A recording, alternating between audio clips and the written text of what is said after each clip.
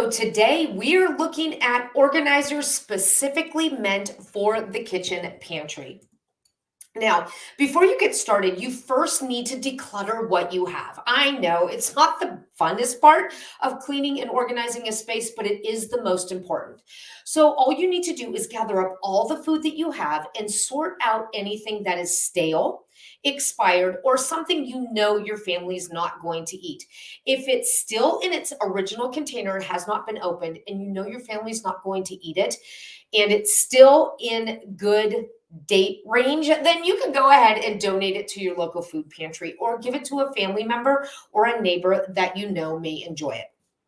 Now, once you've sorted out everything you do not want to keep, what you need to do is organize what is left. And I like to do this by using categories. Now, there's 6 different category types that you can organize your food in. The first and most common is by cuisine, and that is just a cultural type of food that people cook. So it could be American, it could be, I like to call it farmer food, which is meat and potato food. You can do Asian food, which is stir fries. You could do Mexican, which is fajitas and tacos. You could do Italian food, which is pastas and things like that.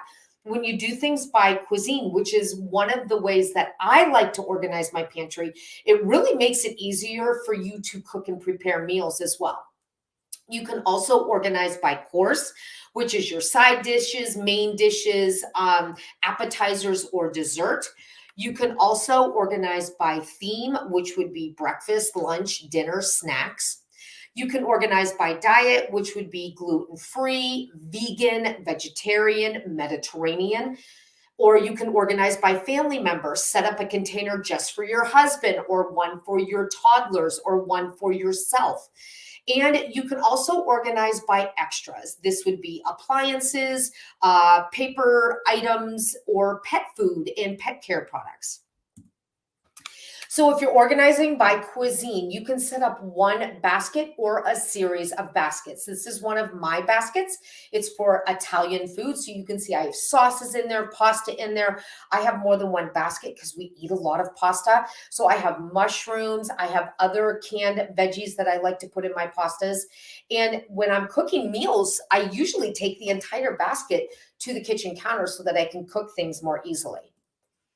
You could do it by family member. So you can have a breakfast basket. If you have someone that has specific needs for breakfast, you can do snacks that says the person's name and snacks after it. So they know those are all their favorite snacks and they're responsible to let you know when things are running low.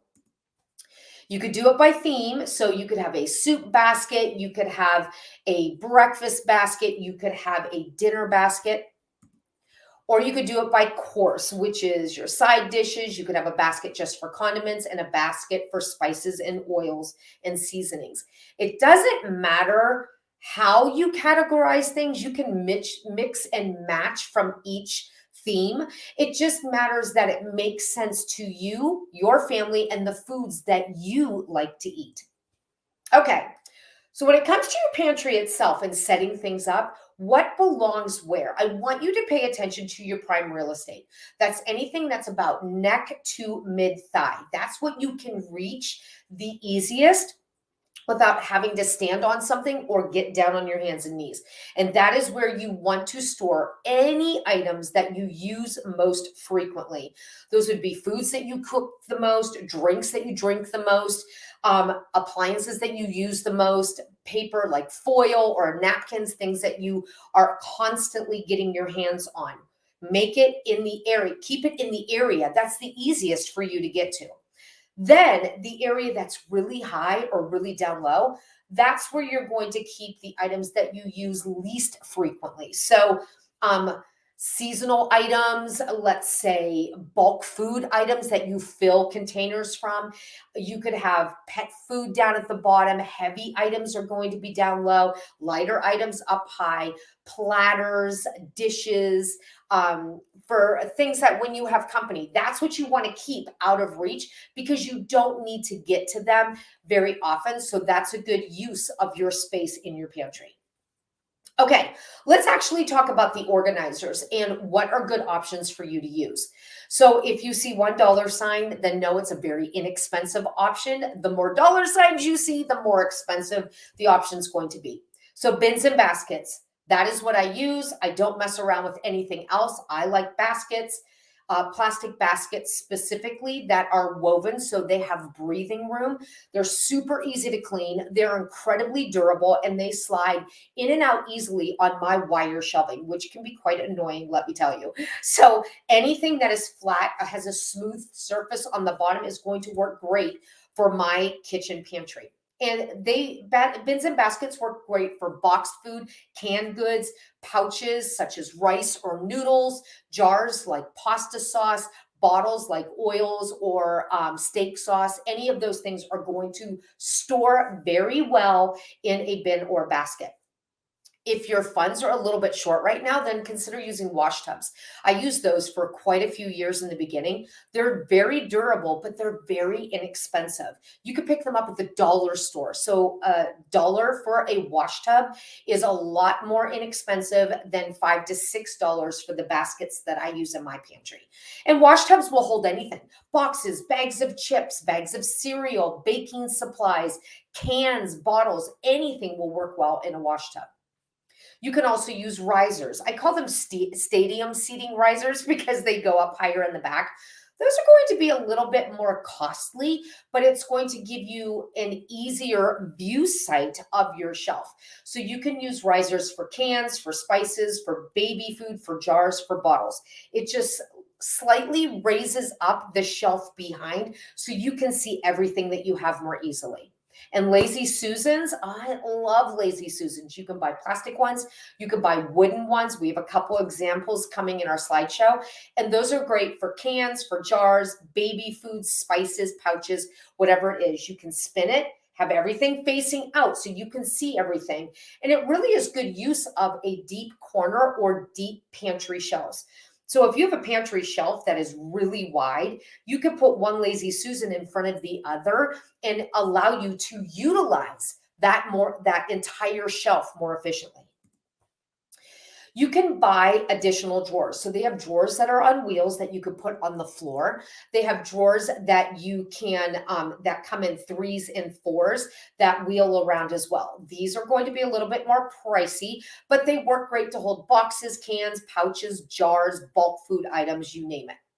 You can get a floor basket. These pretty much resemble a hamper. So if your bottom shelf is pretty high up at the ground, a floor basket is a great way to go. And you can get floor basket with wheels on the bottom that are metal. These are great for pulling out to see exactly what you have inside. They're great for bags of chips, for bags of cereal, for paper supplies, anything that's big, bulky, and light. So maybe you buy paper towels in bulk. You just put them all in one basket, wheel that out, pull a roll out, and you're good to go. A shelf basket clips on to the shelf in your pantry, giving you an extra basket down below. This works great if you have really high pantries and risers don't quite take up all the space that you need. So you can put a shelf basket in. Now, no, they're really shallow, so it's good for foil, Ziploc bags. You can put cans in sideways and just roll them in. Drinks work as well. And then finally, buckets. These are food storage buckets with secure lids on top. This is good if you buy beans in bulk, if you use rice, flour, or pet food. Okay, let's look at organizers for the kitchen pantry. So what I do, if this is your first time with me, is I scour the internet and I visit some of the amazing online bloggers that are out there, and I take pictures from their site for how they did their own pantry. And there are some really great ideas out there. So these are wire baskets meant specifically to hold canned goods. And it is really a great way to utilize a pantry that has very sturdy shelving, because these baskets can get heavy, especially if you're doing 3 layers high. This is from 11gables.com. And again, I would do your baskets, if you decide to do this, in categories. So you could do one for beans, one for soups, one for pastas, all the way down. Remember, if you're storing your baking supplies in your pantry, to keep them not in the bags they come in, but instead airtight containers. This is going to keep that specific ingredient lasting the longest it can, so you're not stuck replacing it because it went bad. Now, I would write the expiration date on a Post-it on the back so you know when to replace it and you're not guessing if an ingredient is good to use or not. And this is from kindlyunspoken.com. Next, we have utilized the entire shelf by incorporating large bins and containers. These are really big bins. Now, no, they're probably going to cost a little bit more, but it is taking full advantage of the space that she has in her shelves. I also love this because the labels are huge. So this way your family doesn't toss things in the wrong bin. They will know without a doubt exactly what goes where. And this is from classyclutter.net. Keep items that you use less frequently up on a top shelf. So you can see she has serving platters up there, she has pitchers up there, she has cake platters up there, and she has dishes up there. This is again by classyclutter.net. The only thing I would advise against keeping a KitchenAid above your head. I was storing mine on a top shelf, and one day I went to get it down, and it weighs probably, 25 pounds? That's pretty heavy to lift down from the height of your head down. So I would encourage you to keep heavy appliances on the floor rather than on a top shelf. Take advantage of all your space. This is from makebakecelebrate.blogspot.com, and she used sink caddies with adhesive tape on the back to hold these seasoning pouches, Kool-Aid pouches, and drink mixes.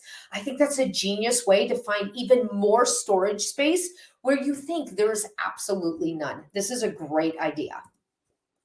Use Lazy Susans to hold collections of different items. This is a Lazy Susan in my kitchen cabinet. This is where I keep all the baby food for our grandbabies when they were little. I didn't need a lot of items, but I wanted everything together. So when they came, I could just spin it, grab baby food, formula, or snacks, whatever I needed. And this is from declutterinminutes.com. Get double the shelf space with these really inexpensive risers. My tip to you is, if you have wire shelving like she does and like I do myself, use small sheets of plexiglass to give you a more stable base to put those risers on. But these risers work great because they give double storage to a single shelf option. And this is from makebakecelebrate.blogspot.com. That's a mouthful.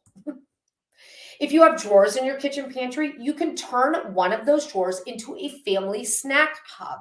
This, I absolutely love it. This is my brother's kitchen drawer. He donated it to my website, declutterinminutes.com, and he set up this snack hub for his family. So a closer look shows you that you can use small bins to keep all of the snacks more organized. So his kids can pack their own lunches, they can get an afternoon treat, he can get a midnight snack, and everything is right there and easy to find. When you take items out of the boxes and store them into containers, it is a lot easier for you to see exactly what you need to replenish when you go to the grocery store. So this is a great tip for shopping lists and organization as well. Create more storage on the pantry door. I love this organizer. It is a great way to hold produce like she does here, but it'll hold just about anything. Pouches of rice or noodles, seasoning packets, snack bags. You could put snack bags down low for younger kids, snack keto bars, or meal replacement drinks up high for older adults. SimpleMadePretty.com had this on their site, and I love the baskets and the matching labels as well. And you can see on the bottom down here, they rose up that floor basket so it's a little easier to reach with legs on the bottom. Genius.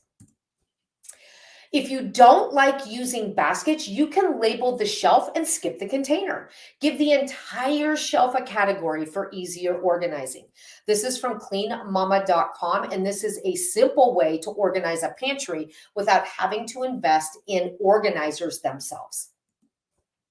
Shoe organizers. I love shoe organizers, and they work great on the inside of your pantry door, and they take up less room than the earlier option I showed you. And they hold just about anything: spices, seasoning, bottles, cans, snacks.